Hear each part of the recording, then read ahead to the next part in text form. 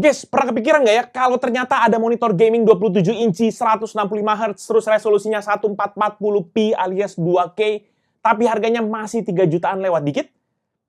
Beneran ada loh rupanya. Udah gitu, monitor ini datang dari brand yang memang reputasinya sudah ngancurin harga pasar. Siapa lagi kalau bukan Xiaomi? Si pesohor spek gahar tapi harga merakyat. Sudah pernah penasaran? Pengen tahu seperti apa detailnya? Let's check it out.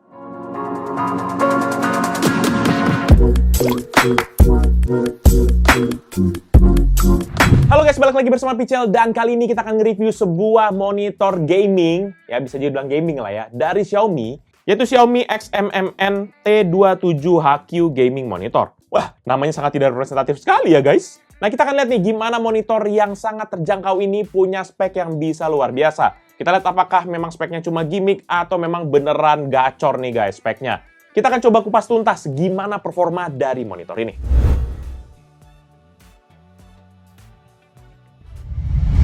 Nah, kalau teman-teman sekalian adalah orang yang termasuk suka dengan meja kerja yang rapi, langsung aja deh Pichel bilang, monitor gaming ini adalah buat kalian. Karena monitor ini datang dengan desain yang super simple abis. Padahal monitor ini menggunakan title gaming, tapi sayangnya nggak ada perintilan-perintilan yang bisa menjadikan identitas gaming pada monitor ini. Tapi mirip dengan kebanyakan monitor-monitor zaman now, monitor gaming yang muncul pertama kali di tahun 2020 ini tuh juga mengusung konsep three-piece body, yang terdiri dari base plate berbentuk bujur sangkar berbahan logam padat, neck stand berbentuk tabung elips yang juga terbuat dari logam padat, dan display monitornya itu sendiri. Jadi kalau ketiga part ini disatukan, maka dimensi total dari monitornya ini menjadi 60,9 dikali 30,2 cm, di posisi paling rendah dari adjustment-nya, dan 60,9 dikali 50,7 cm di posisi highest adjustment-nya.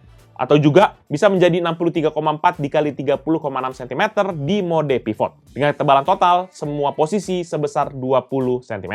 Hah? Pivot? Pivot mode gitu ya? Vertikal gitu maksudnya bang? Iya betul, tapi penjelasannya ntar dulu. Kita habisin dulu bahas tampilannya, baru kita bahas pivot-pivotannya. Nah, di awal kan tadi Pichel udah bilang kalau monitor gaming ini nggak punya aksen gaming kayak apapun juga. Jangankan itu, kalau dilihat dari sisi depan aja, teman-teman nggak akan nemu tuh yang namanya logo ataupun nama brand yang ketempel di body monitor. Kayak monitor-monitor yang lain yang, ya at least kayak monitor yang pernah Pichel review lah gitu. Tombol-tombol navigasi juga ditempatkan menghadap ke bawah di area bezel bawah. Jadi di sisi depan cuma ada tampilan display layarnya doang. Nah, kalau ngomongin bezel, maka monitor ini sudah menggunakan konsep bezel-less dengan hanya menyisakan 0,5 cm black bar di sisi atas, kiri, dan kanannya. Sementara di sisi bawah masih terdapat bezel yang masih tergolong tipis kalau dibandingkan dengan bentangan layar monitor ini, dengan ketebalan sekitar 1,6 cm saja. Dari sisi depan kita pindah ke sisi belakang, di mana di sisi ini masih mengusung konsep clean dan juga minimalis. Karena yang terlihat secara kasat mata hanya terdapat sebuah logo Xiaomi berukuran besar dan grill exhaust ventilation yang mengitari akan area VESA mount-nya. Oh ya, monitor ini juga udah bisa loh pakai VESA mount ukuran 75 dikali 75 mm. Jadi jangan sampai salah pasang ya teman-teman, karena ada juga yang berapa kan rata-rata 100 gitu ya. Ini 75 kali 75.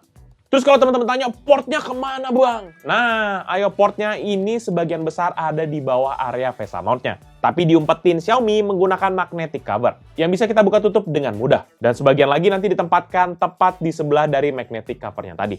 Ayo port yang disediakan pada monitor ini sendiri lumayan lengkap. Di dalam cover portnya ini ada AC port yang terhubung langsung dengan adaptor listrik di internal monitor, 2 port full HDMI 2.1, 1 port display port 1.4, dan USB in dengan interface Type B, 2 USB Type A 3.0 yang juga berfungsi sebagai power delivery 5 volt 2 ampere, dan sebuah 3,5 mm audio out port.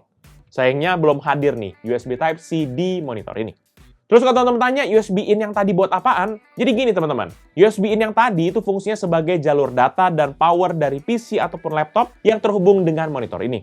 Intinya sih sebenarnya agar kedua port USB yang tadi Pichel sebutin itu bisa teman-teman gunakan buat beragam keperluan. Jadi ujung-ujungnya kayak USB hub begitu. Dan teman-teman nanti butuh kabel USB Type A kepada USB Type B agar bisa menyalakan fitur ini.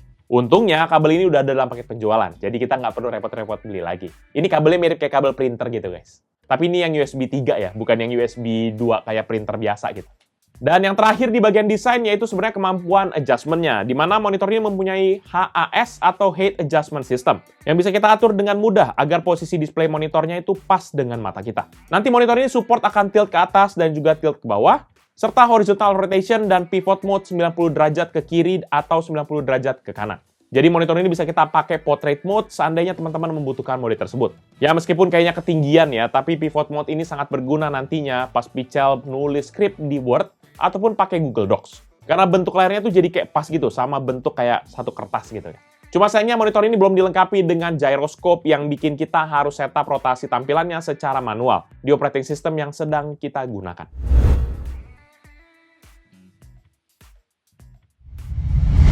Nah, setelah bahas desain, kita lanjut bahas ke bagian utama dari monitornya, yaitu displaynya itu sendiri.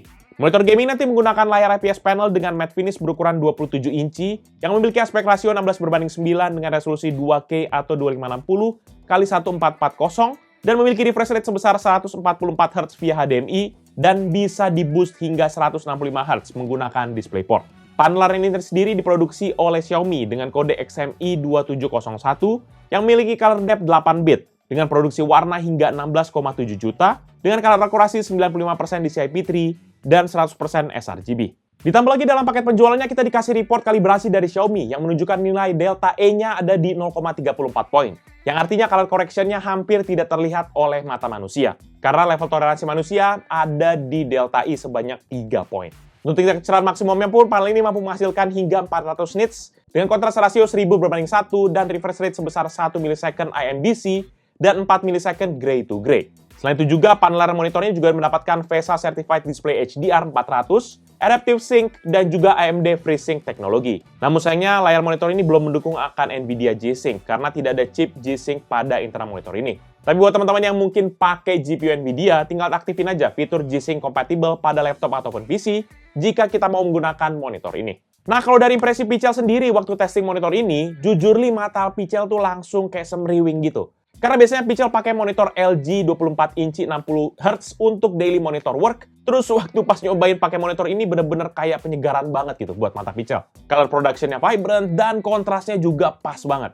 Dan Pichel juga coba bandingin dengan monitor editing Pichel di ViewSonic 32 inci yang juga pakai resolusi 2K. Feeling editingnya memang jadi lebih smooth dan juga resolusinya jadi lebih tajam gitu kan. Warna-warnanya juga jadi kelihatan beda banget. Lebih cerah aja gitu. Padahal Pichel cuma plug and play aja ke Mac Mini yang Pichel pakai. Nggak ada color profile ataupun setting-settingan yang aneh-aneh. Bener-bener as it is aja. Terus juga pada waktu Pichel test menggunakan UEVO test, walaupun sudah memiliki respons time yang cepat, Pichel masih ngeliat nih sayangnya trail-trail pada UFO-nya yang sangat terlihat jelas. Yang artinya respons time pada monitor ini masih kurang terlalu berfungsi secara maksimal. Tapi sekali lagi, kalau mengingat harganya, spek ini sudah lebih dari cukup. Udah kece sih kalau Pichel bilang.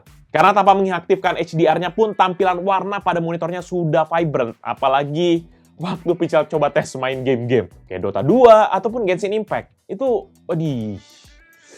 Secara color theme tuh penuh warna-warni gitu. Output displaynya juga enak banget buat kita lihat. Demikian juga kalau pas Pichel tes main tempo cepat kayak FPS CSGO ataupun Valorant, ini berasa kayak gamer pro gitu. Ditambah lagi native brightness levelnya ini sudah terang banget, 400 nits coy. Jadinya game-game yang kita mainkan bisa terlihat lebih maksimal secara produksi warna. Cuma memang peak brightness-nya ini terang banget kalau dengan kondisi ruangan bercahaya natural. Apalagi kalau kondisinya remang-remang gitu, bisa buta guys. Tapi Pichel rasa peak brightness-nya ini bakalan cocok kalau kita seandainya monitornya kita taruh di sebelah jendela. Yang memang notabene sangat terang benderang. Jadi biar ada backlight-nya begitu. Sementara untuk OSD atau on-screen display-nya, Pichel nggak akan banyak bahas di sini. Karena secara tampilan mirip-mirip aja sama beberapa monitor yang sudah pernah Pichel review. Bahkan yang beda brand sekalipun. Ya walaupun monitor ini masih menggunakan setup multi-tombol untuk navigasinya, seperti yang Pichel mention di bagian desain, Pichel harus apresiasi soal penempatan tombol navigasinya, yang bikin monitor ini jadi lebih kelihatan clear. Nah, pada menu-menu yang disediakan monitor ini, ada satu menu yang Pichel rasa sangat berguna buat teman-teman sekalian, yaitu sRGB setting. Karena secara default, display monitor ini menggunakan setup color gamut DCI-P3. Jadi buat teman-teman yang mungkin lebih memilih menggunakan setup sRGB, tinggal aktifin aja fitur ini dan masuk ke mode sRGB. Sesimpel itu dan nggak akan bikin ribet, harus kalibrasi warna sana-sini. Cuma sayang sekali, monitor ini tidak dilengkapi dengan speaker internal, baik mono maupun stereo. Jadi kalau teman-teman butuh speaker ataupun butuh audio, colokin langsung aja ke speakernya menggunakan port audio 3,5 mm di bagian belakang dari monitornya tadi. Dan terakhir, monitor ini membutuhkan power sebesar 35 watt saat digunakan dan 75 watt pada saat maksimum penggunaan, yang dapat berjalan di tegangan 100 hingga 240 volt, dan dengan power adaptor yang sudah tertanam di bagian internal dari monitornya. Jadi ini ujung-ujungnya lumayan repot ya, kalau ada apa-apa sama power adaptor di bagian dalamnya. Tapi biarpun gitu, ini yang penting clean ya kan. Yang penting clean, bersih gitu. Dan ini juga sudah termasuk monitor hemat daya, teman-teman. Lama-lama monitor bisa 300 watt kali ya, namanya. Apalagi kalau Pical coba bandingin dengan beberapa monitor yang sudah pernah Pical review, ini mantep sih monitornya. Nggak bikin token jebol. Tapi kalau monitor satu, terus PC-nya yang 800 watt, ini 850, ada lagi yang 1200, tambah kulkas, AC, mesin cuci, ya udah jebol. 2200, say bye-bye. Ting, mati. Overall, menurut pribadi Pical, monitor Xiaomi XMM NT27HQ Gaming Monitor adalah monitor all-around yang bisa jadi pelengkap yang pas buat teman-teman yang lagi butuh monitor gaming, tapi pengen dipakai buat ngedesain juga. Karena setup color gamut yang tinggi, ditambah juga dengan refresh rate yang kenceng, membuat monitor ini jadi enak banget buat diajak ngegame, digital imaging, ataupun editing video sekalipun. Tapi ada tapinya nih, monitor sekece ini nggak dimasukin ke pasar Indonesia secara resmi oleh Xiaomi Indonesia. Oke. Jadi kalau dulu kan ada yang namanya HP Xiaomi Gadis and Garam, nah kalau ini monitor Xiaomi Gadis, alias garansi distributor. Ya, karena monitor ini Pical beli langsung dari distributor yang memang beli langsung ke pabriknya di Tiongkok sana. Dengan bandrol harga hanya di 3 jutaan lewat sedikit aja. Makanya garansi yang Pical terima ini cuma garansi dari tokonya aja. Padahal di Tiongkok sana itu garansinya bisa sampai 3 tahun. Kenapa kalian Xiaomi? Kenapa Xiaomi Indonesia kalian tidak masukin? Ya. Dan juga satu, kenapa namanya begini? Namanya yang kece kayak Xiaomi Pure Gaming Light Monitor apa kayak gitu. Ini XMMM apa? X to the beat kali. X to the beat. Emotional, damn it! Jadi kalau buat teman-teman yang mungkin ngerasa apa itu garansi, kalau rusak langsung buang aja, ya udah langsung aja gas aja nih monitor. Ya, kita nggak peduli garansi itu, langsung gas monitor ini. Tapi kalau buat teman-teman yang mungkin masih mikir soal garansi, aduh nanti gimana kalau saya baru beli ada garis segala macam, ya udah, ini bukan monitor buat teman-teman sekalian. Ini buat kita yang berani mengambil resiko.